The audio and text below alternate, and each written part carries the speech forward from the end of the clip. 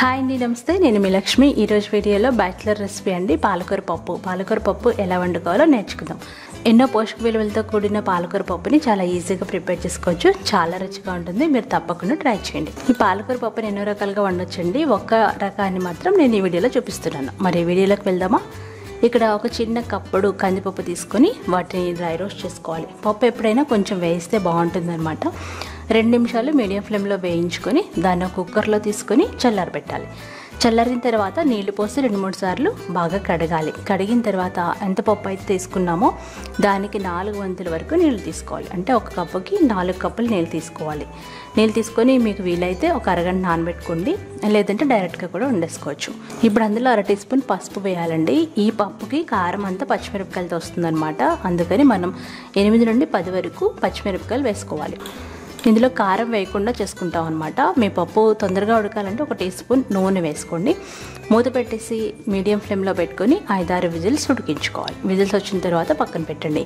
ఇప్పుడు పోపు కోసం 2-3 టేబుల్ స్పూన్ల నెయ్యి లేదా నూనె వేడి చేయాలి. అందులో పోపు దినుసులు, ఆవాలు, శనగపప్పు, మినపప్పు, జీలకర్ర, అలాగే పచ్చిమిరపకాయ, వీటితో పాటుగా చిన్నగా కట్ చేసుకున్న 10 వరకు వెల్లుల్లి రెబ్బలు వేసుకోవాలి.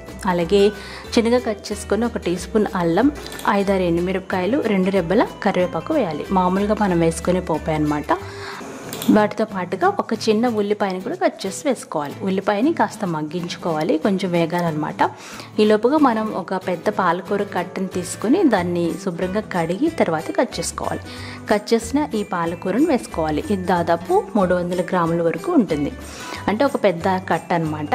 వీటిని లేత కొమ్మలతో పాటుగా కట్ చేసి వేసుకోవాలి.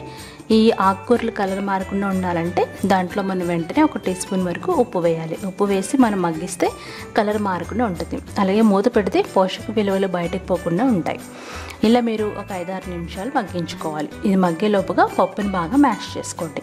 మనం వేసిన వాటర్ కరెక్ట్గా సరిపోతాయండి. ఎక్స్ట్రా వాటర్ పోయాల్సిన అవసరం ఉండదు. చూసారు కదా, ఒక 5-6 నిమిషాల తర్వాత పాలకూర బాగా మగ్గుతుంది అనమాట. మగ్గిన తర్వాత మనం ఉడికించి పక్కన పెట్టుకున్న పప్పు వేసేయాలి.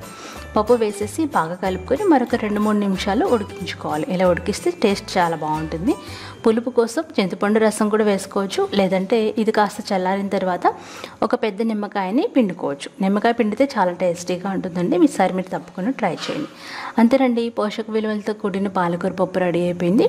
ఈ పప్పు మీరు ట్రై చేయండి. మీకు నచ్చితే లైక్ చేయండి, షేర్ చేయండి. బాయ్.